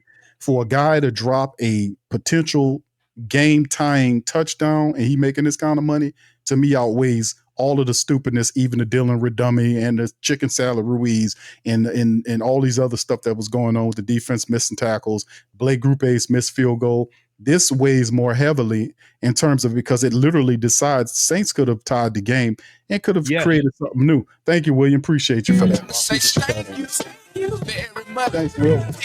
It's crazy, man. So, I mean, yeah, but Pops, go ahead, add to that, man. And I'm going to go and give a score breakdown after this, what's going on in the league, because there are other things. The Falcons lost today as well. But yeah, final thoughts on this Jawan Johnson thing, man. Well, I mean, like I said, he had the ball in his hand. That's all you can expect. He had the ball. All they do is play. He know he's going to hit the ground. You got to cradle the ball to you. You know you're going to have a shock when you hit the ground, and then once you hit the ground, you just hold on to the ball, and then you can get you being made the catch. That would have been a touchdown. Then we could have tied the game, and then a whole new set of rules could have opened up. So I mean, there's no excuse for the fact that this man had. I'm looking at this replay that you're showing me, son. The ball was in his hand. He brought the ball down. He had it, and he had it cradled to him. He had the ball cradled. He hit the ground. Oops! Oh, that. Next thing you know, the ball floating up there in space. So luckily, they didn't call the fumble. That's why I went and dug up the footage, because they're not gonna sit there and blame Spencer Rattler. No, they give him a chance, because they're gonna have people that do that because they don't like the kid. But I'm just showing listen, Spencer Rattler kept it close enough where the offense was playing kind of, not looking too good. But Spencer stood strong in the pocket, represented, and this was a big time throw right here. For him to put this throw, because nobody could get this ball except for Jawan Johnson. He put this ball up. Look at where he placed it at. He put perfect throw over the head of the tight end, of the defensive back who was in trail coverage. He was trailing him. Look at him. His hands is, right here. All he has to do, he catches it, sticky gloves and all, re-grabs it, and then all his sad ass have to do is collect this ball to his body and hit the ground, touchdown, Saints tie the game. That's what I'm saying. You can't have this, man. And he hits the damn ground, the ball come bouncing out. Yep, it's right there. And like I said, he worried about how he want to fall. Look at the ball play, how the ball just bounced perfectly up. That let you know right there. He dropped it because he was worried about getting hit. Sorry. Now look, the ball bounced. Most of you figure football come off somebody like that, it'll go to one side. Look, that ball bounced straight up in the air. It didn't ricochet out or nothing. No. Look at it. Look at football. It's suspended right there. Oh man, Jawan Now, at Johnson. that point in time, the football's still good. All they do is try to grab it before it hit the ground. Oh, he ain't gonna do that shit. I ain't expecting him to grab the butt when he had the easy one like that. He gonna reach back and hold on, come here. No, that's not who that guy is. It's just not. A black preacher man said, "Pops, the cardiac saints are back." Thank you. Thank you very much. Picking me up. I agree. Back to this. I promise you, I Cardiac agree with the preacher man. I ain't kidding you. You see that football, Gary? Look at it, son. That football, that floating straight up. It hit the ground, it bounced straight up. Like a loaf of bread, Pops is Yes, sitting sir. up in there. It's sitting there, suspended in there. Yep. I don't know, man. We're gonna see how it going forward because we got a tougher opponent in the 49ers coming up next. Pops, we got to get this thing ironed out with these penalties, these holding calls. We have to iron it out. San Francisco will flat out run over the Saints, and they come in here. But they always battle them to a pretty good standstill, but they haven't beaten them in the last 2 or 3, at least 3 times they played them. So you got a team that's hungry. I don't know if Frisco won today or not. I don't know for sure. No, they're at half right now. They're playing against the team we're supposed to see in week 3, the Seattle Seahawks.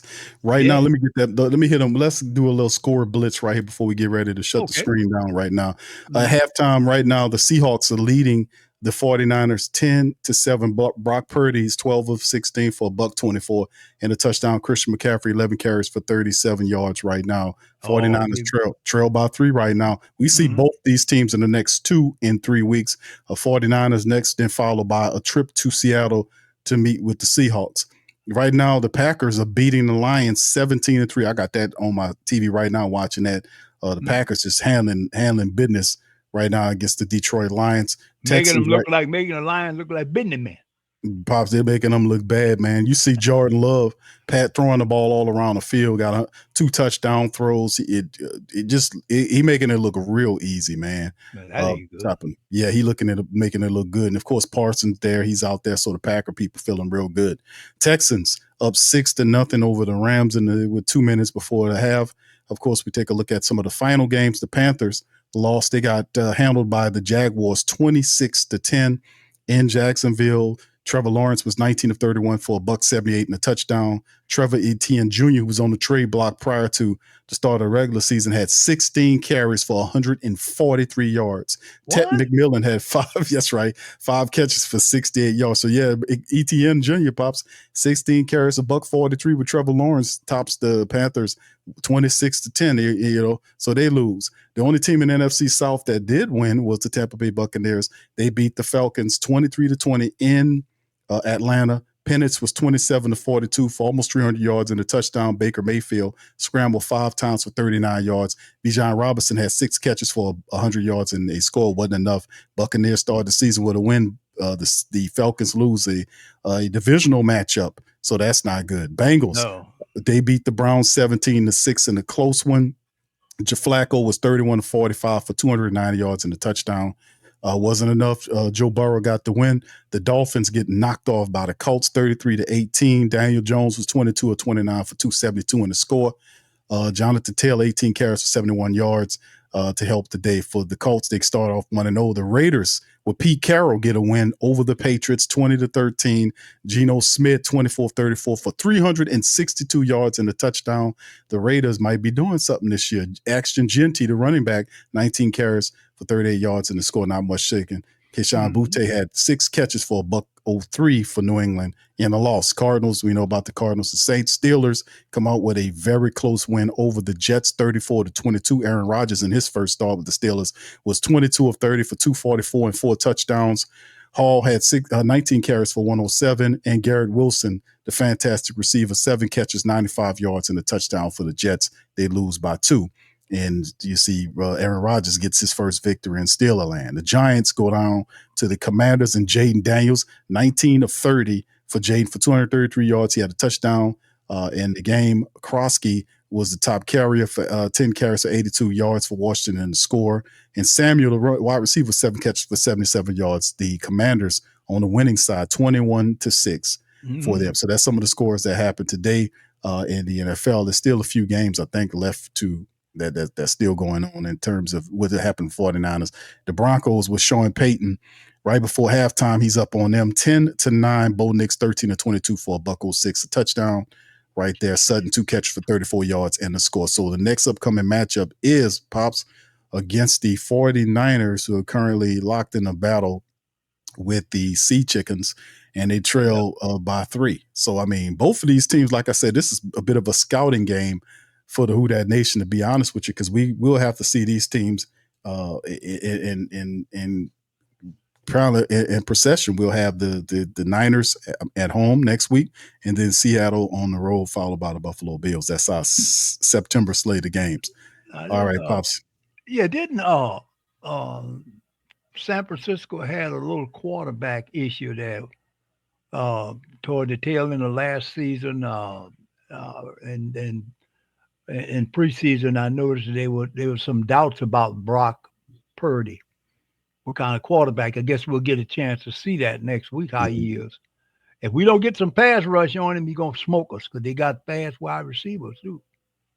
Tight end, good tight end. They got the big tight end that plays for them and always make us look silly, because our defensive back can't bring the big fella down.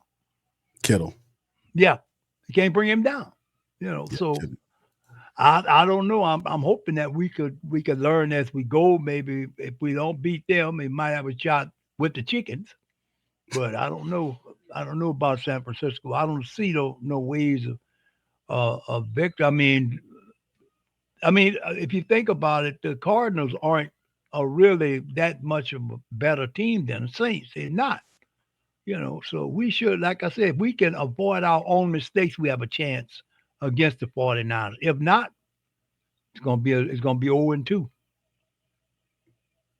Yeah, a lot of people, including myself, thought the Saints could beat the Arizona Cardinals. Of course, we know it wasn't going to be easy, but at the same time, we thought they would come up on a win, and in respect, they should have had a win. It's just all the incompetence of the penalties. But that's what it is. I don't. How do you fix that? Even if you cut, yes, even if Saints cut the penalties in half, I think they win the game. But the adjustments, like they didn't make any adjustments, and you heard. I think Justin Reed mentioned that. They talk about did the defense make any adjustments or whatever. It was, whatever they were doing, it didn't catch lightning light. It didn't catch as fast as we wanted to. When you make adjustments, you're supposed to noticeably see the execution, because that was a major part of what happened in the first half of the game. Saints were not executing. Were executing poorly. They were doing all this other stuff. In the second half, they started the second half out with a penalty. So they kind of kept the ball rolling right off the bat. Mm-hmm. So, I mean, how does this look next week? You're at home. You expected to at least win the game, but this is the 49ers a tougher foe than the Cardinals, Bob. So what's your call early on? What do you think happens? And they're a tough team. They run a lot of no huddle, which is what the Saints had been doing. The Saints had played this game with no huddle. 49ers are professional at that. They're professional. That's one of their staples.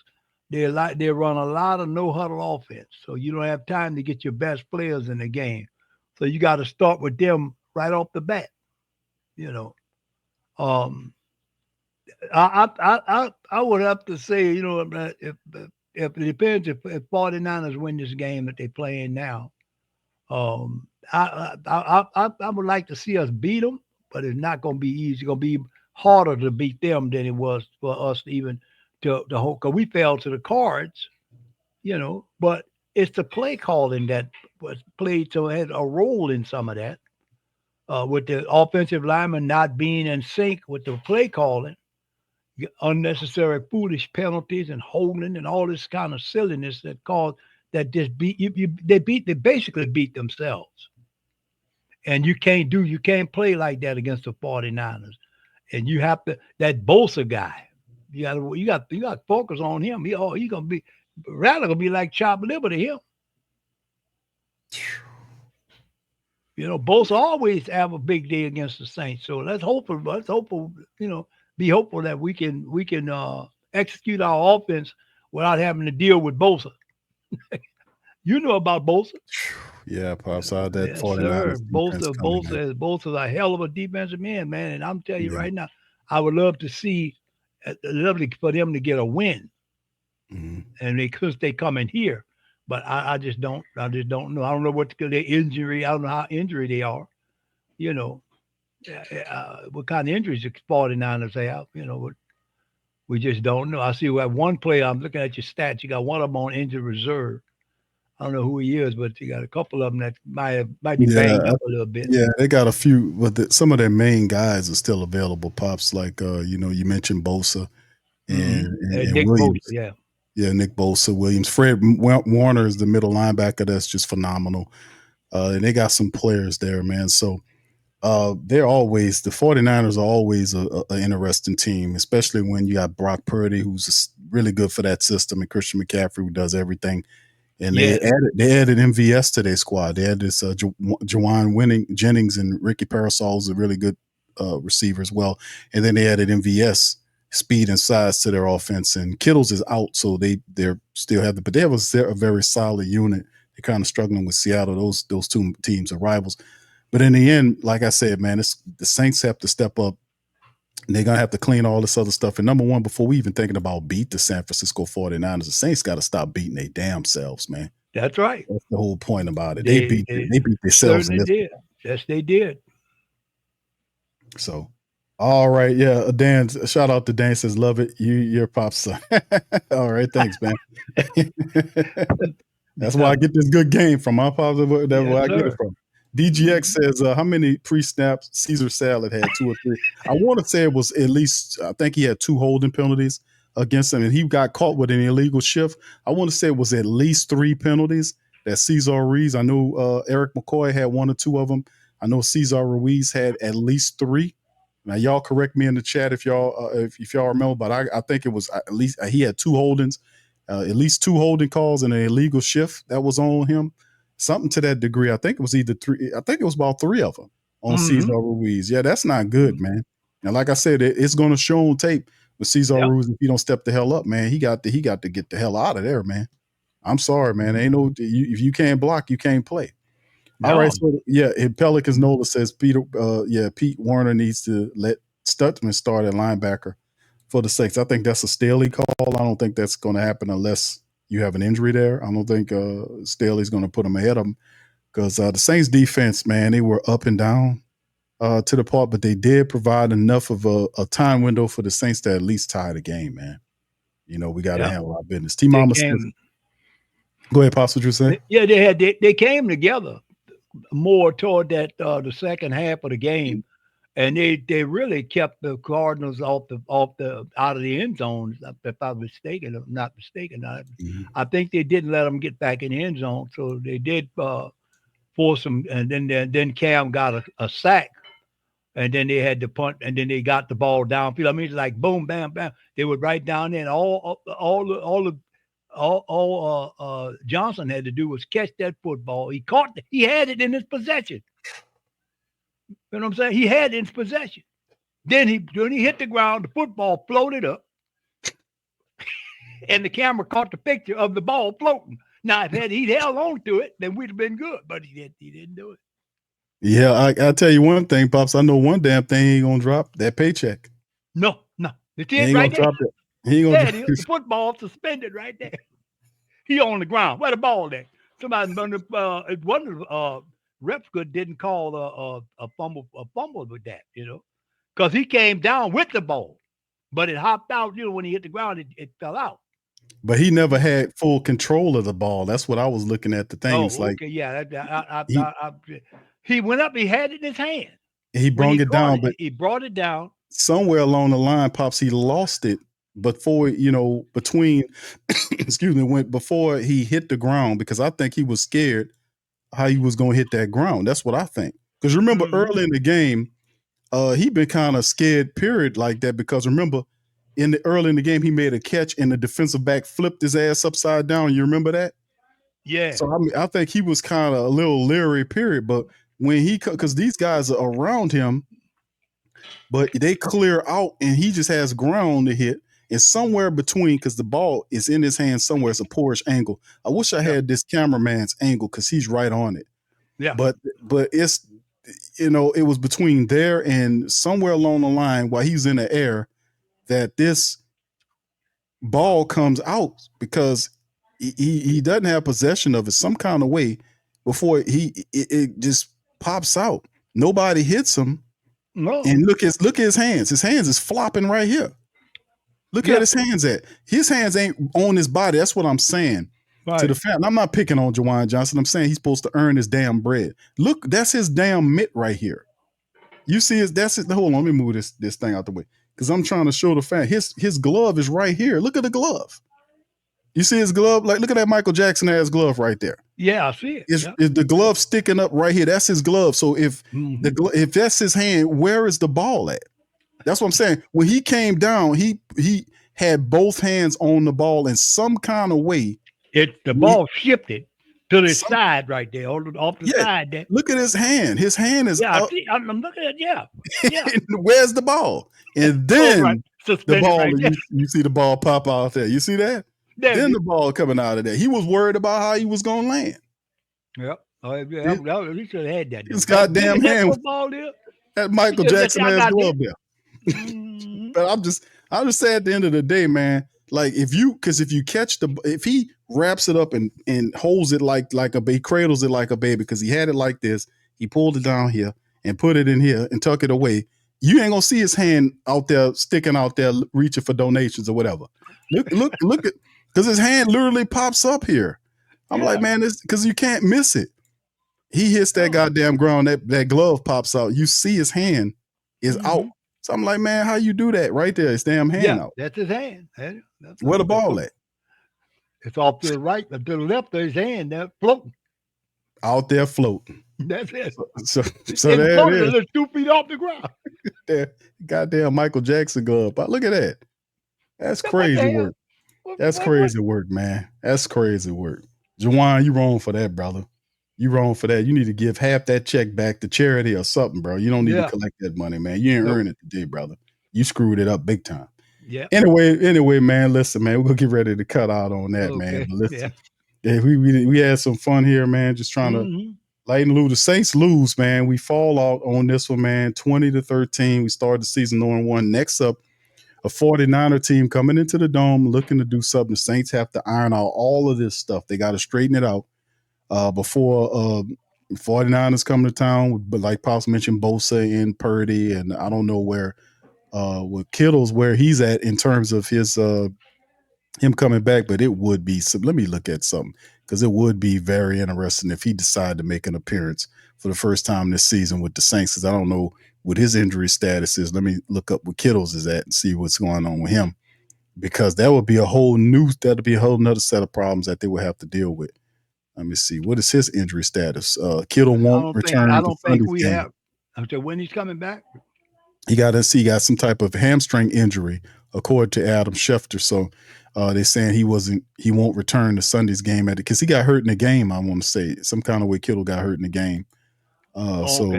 He got hurt and had some type of hamstring issue. So we don't know if he'll be ready. He exited early in the game, so he was there. He just left the game with an injury. So that's unfortunate. But we'll see, man, what it looks like on the other end. We don't have to see him. Right. I don't think we're going to see him next week. Because the way that as ferocious that guy played, Spencer will be seeing him a lot in the backfield, visiting with him and talking to him. You talking about Bosa? No, not Bosa. We talking about Kittle, the tight end. The tight end is banged up. Yeah. Yeah. Okay. The tight end. Yeah. So, but this is the thing, man. Y'all do us a service, man. Y'all hit the like button, hit the subscribe button. By all means, feel free to share the show on your social media feed. We up in this thing. Appreciate y'all being with us for the entire day of broadcast. We started off at 11:50 something or other this morning with the pregame into the regular game, halftime up into the post game. Unfortunately, we weren't able to collect the win today, fam. The Saints lose the game, but in the end, there's a lot to work on. And Kellen Moore mentioned it. We'll see how the young coach responds and get his team back on code, man. The Saints got a lot of work to do. We're just going to have to check it out and see. Do they respond and give a better effort against a very difficult 49er team? Yes. We'll be here to see it. First, week 1 out of the books, fam, and wasn't a win, but that's okay. The Falcons lost. The Panthers lost. The only team won was the Tampa Bay Buccaneers. So, yeah, whatever. You know, it feels better when the Falcons lose, right? And the Saints lose. But yeah, they lost to a division rival, so it kind of hits different. But anyway, with that being said, we're going to get out of here, man. Hit the like button, hit the subscribe button. Feel free to share the show on the social media feed. Hit your notification bell for future content, man. We're going to holler at you on the next one. Much love. Peace. And who that, baby? Yeah. Boogie like Benson, I'm a who that. I'm a who that. Long as I'm living, I'm a who that. Lose or winning, I'm a who that. Sports coma, yeah, this is where we do that. Where we do that, where we do that, where we do that, where we do that, where we do that. Boogie like Benson, I'm a who that. I'm a who that. Sports coma, this is where we do that. Where we do that. Welcome, welcome, welcome. Somebody please better help. Running this thing like Elf. I thank God every day I'm not a felt. Go to YouTube Live with Big Q and the guys. If you ain't ride or die, the bandwagon get flipped. Been marching in, that was way for the ring. I was yelling out your shade for the championship. Bucking on Tampa. Duck down. Falcons, pluck, get shut down. Panthers ain't much touchdown. The vision really belong to us now. So much hate on the Saints, you could probably tell. Ever since Bounty Gate hit the NFL, when things seem fishy and you probably smell the crooked referees on Roger Goodell. Yeah, money like this and I'm a who that. Every day I'm living, I'm a who that. Lose or winning, I'm a who that. It's the sports coma, this is where we do that. Where we do that, where we do that, where we do that, where we do that, where we do that. Boogie like this and I'm a who that. It's the sports coma, this is where we do that. You're listening to the Sports Coma with Big Q and the guys on the PRO Media Network.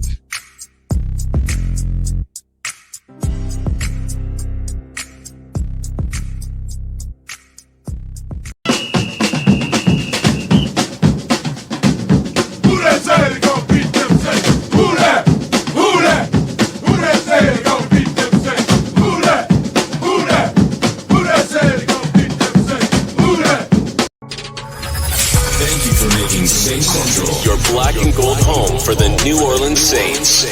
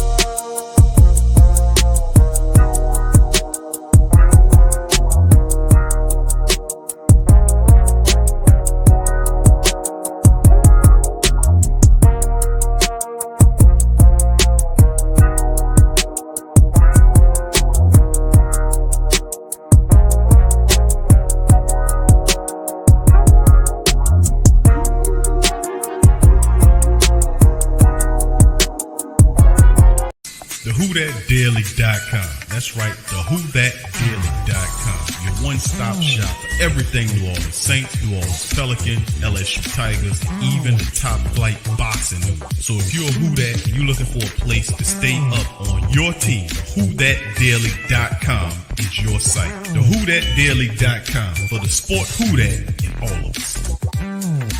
That's right, the Pro Shop is the platform store where you can go and buy all the latest merch to support the platform. Available at the Pro Shops, we have dozens of hundreds of products available for you and your family. Unisex tees for men and women, hoodies and sweatshirts, tank tops, kids and baby items, long sleeve tees, mugs, pillows, wall art, bath bedding, face masks, phone cases, stickers, bags, fanny packs, socks, hats, and many other items. Please feel free to check out the Pro Shops. The link is in the description section below. And remember, it helps the platform continue to grow. Check out the Pro Shop and Who Dat too.